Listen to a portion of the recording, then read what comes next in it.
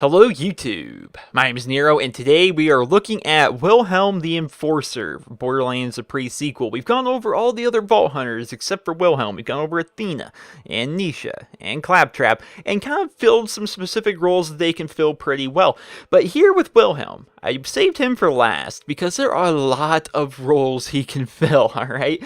So he can kind of be like the Commando from Borderlands 2 with the Hunter-Killer skill tree here that will allow him to just increasingly just buff up his drones, which will make them really good. He's got Dreadnought over here, which is all about buffing and healing your teammates. And you've got Cyber Commando here, which is all about doing kinds of damage. He's a really well-rounded class, and I've had a lot of trouble deciding as to which way I think we should build him. Now, I've kind of come up with a little bit of a hybrid build that we're going to be using for Wilhelm here that's going to make him kind of work well with his drones, as well as make him become a beneficial asset to your teammates. So first and foremost, we have to get his action skill, of course, which is going to be Wolf and Saint.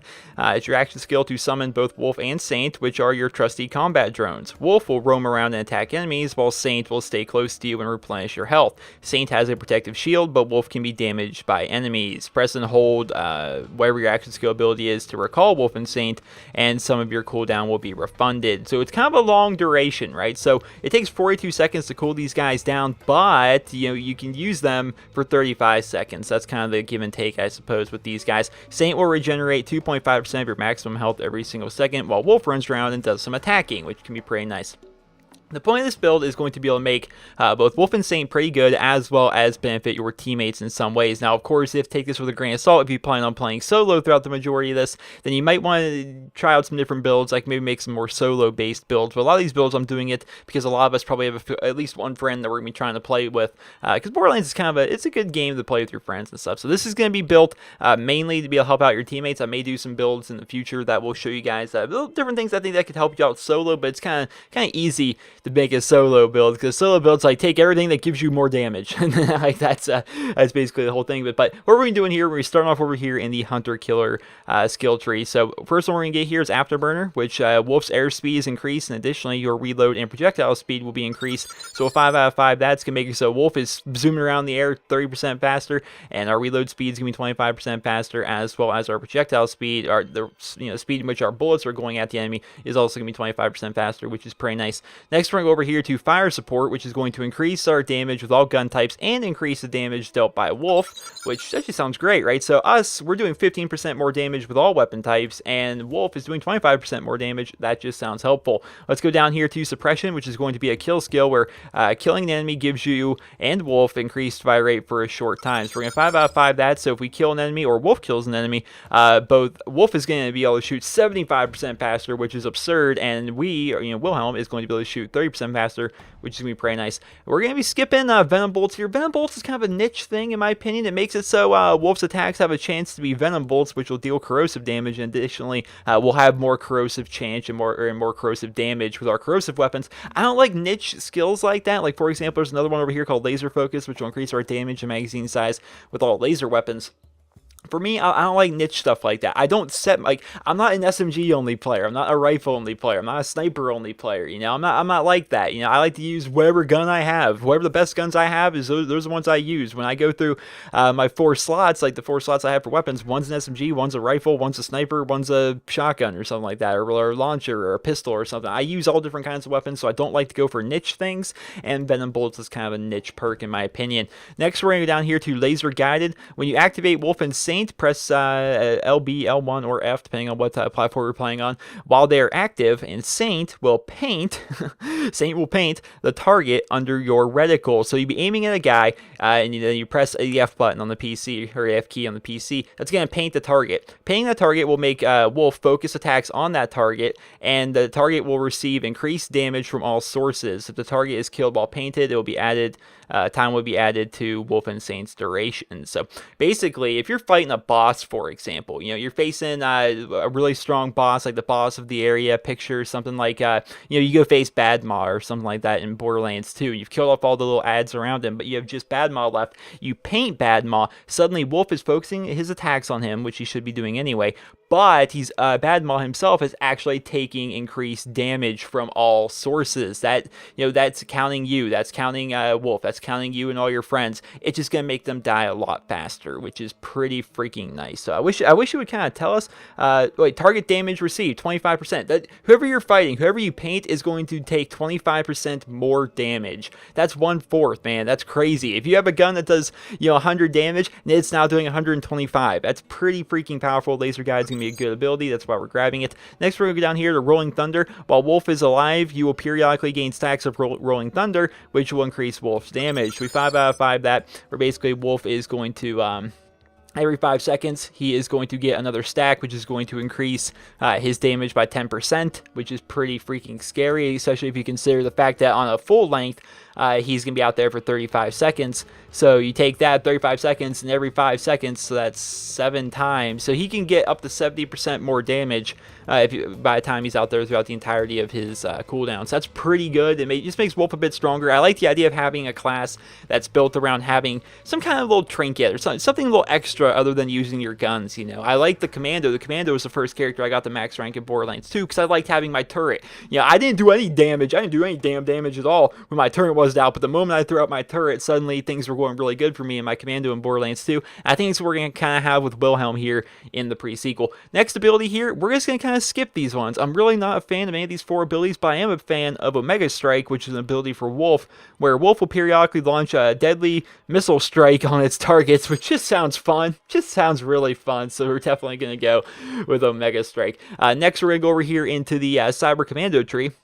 And like I said, this is kind of a hybrid. We're not really sticking to like one specific thing. We're going over here to the Cyber Commando tree. We're going to get Man and Machine, which increases your shield capacity and maximum health for you and Wolf, which sounds nice to me. So our shield capacity and our maximum health is going to be increased by 15%, and Wolf's shield capacity and maximum health are going to be increased by 25%. Next, we're going to be going over here to the Dreadnought skill tree, because once again, this is completely hybrid. And first thing we're grabbing is auxiliary tanks, which I'm kind of confused by because I don't think it's really well laid out, but still, we're going to 5 out of 5 this. What it's going to do is going to increase Wolf and Saint's duration and cooldown rate. So it's going to make it so Wolf and Saint are out for 10 seconds longer, but it also increases their cooldown rate by 15%. And I'm confused by that. Does that mean that the duration, like the cooldown, is going to be 15% longer? If you go up here and you look, their cooldown is 42 seconds. Does that mean that we're going to have an additional 15% added onto that, or is 15% can be taken away from that? I really don't know. It really doesn't kind of lay it out for you that well, but I did the math on this, and I'm going to have to open this up because I did the math. If it does increase the cooldown rate by 15%, if it does do that, that's going to make it so the cooldown, instead of 42 seconds, is going to be 48.3 seconds. So that's going to make it so it lasts 6 seconds longer. The cooldown is going to be 6 seconds longer, but with this ability, Wolf and Saint's duration is going to be 10 seconds longer. So the equivalent of this is Wolf and Saint's duration is going to be 45 seconds, and the cooldown is going to be 48.3 seconds. That means there's only going to be 3.3 seconds longer of a cooldown than the duration, whereas before it was 7 seconds. But again, that could be wrong. That could be completely wrong. I don't know what exactly they mean with the cooldown rate, whether it's going to increase it or if it's going to decrease it. It doesn't make a lot of sense. Sometimes it gets confusing. Next, we're going to go over here to Fortify. It's going to increase maximum health for you and Wolf. And additionally, while Saint is active, you deal increased damage with all gun types. So 5 out of 5 that's going to make it so Wolf and you both have 15% more max health. And while Saint is active, which most of the time he will be when you have Wolf and Saint out, you're going to have 25% more gun damage. That's very helpful overall. Next, we're going down here to Energize, which is going to be an ability for Saint, where Saint, which is the little shielded drone that sticks next to you at all times, constantly healing you. Saint will occasionally boost the shields of you and your friends. Additionally, Saint gains and increase the rate in which he regenerates your health. So it's 5 out of 5 that's going to make it so occasionally he's just going to, give you guys 40% of your shield capacity. Just, why not? Just randomly give people shields. Kind of similar to what Death Trap or something. I forget. Is it called Death Trap? I think that, yeah, Death Trap from Borderlands 2.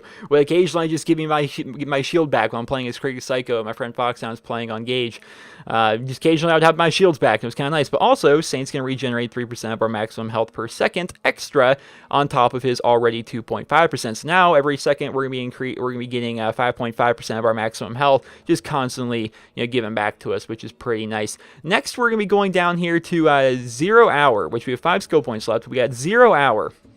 which is going to make it so when Saint is recalled, or he expires, or he explodes, wait, no, that's not or he explodes, he explodes, deploying a healing zone underneath you, and you and your friends regenerate health while standing within this zone. So basically, if Saint dies or Saint expires and goes away, there's going to be a healing zone that just kind of surrounds Wilhelm, and it's going to last for 12 seconds, and everyone standing within that zone is going to regenerate 8% of their maximum health per second for the entirety of that 12 seconds. So 12 times 8, that's pretty freaking good. That's almost all of your entire max health are going to be regenerated. That sounds pretty freaking nice, I have to say. And then for the final skill points here, after, well, of course, because you should grab that, the final score 4 skill points we're using here are actually going to be, you can use one really wherever you want, but I'm going to go over here with rapid reinforcement, which is going to be a kill skill, where killing an enemy increases your cooldown rate for Wolf and Saint, and increases your movement speed and reload speed for a short time. I'm a fan of kill skills that give you, just allow you to move around faster, but this skill right here is actually what really kind of confused me,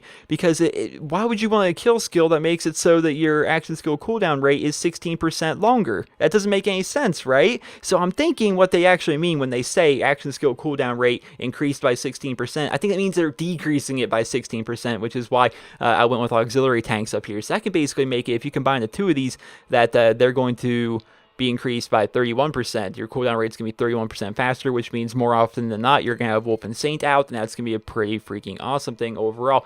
That's the build I came up with. If this would be the first build I would go to when playing with my friends with Wilhelm in the pre-sequel. You get some utility with Wolf and Saint, as well as you got some things that can help out your teammates, as well as you have some things that increase your own gun damage.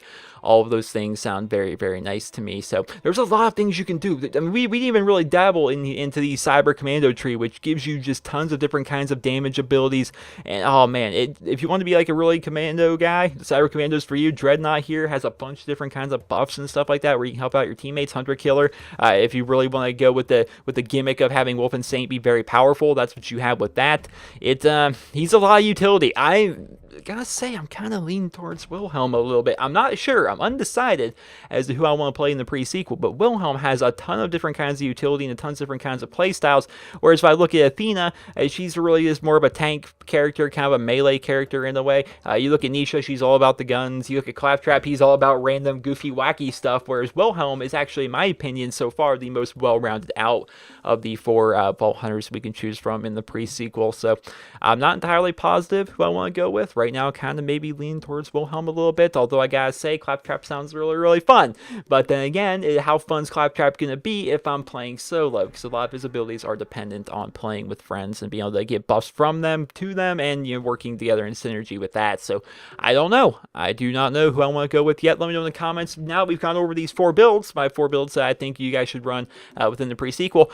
Who are you guys leaning towards when the pre-sequel comes out? Are you thinking Athena? You thinking Wilhelm? You thinking Nisha? You thinking Claptrap? What are you guys thinking? Let me know that in the comments. I hope you guys all enjoyed this video, and if you did, please be sure to leave a rating. Hope you guys all have a wonderful day.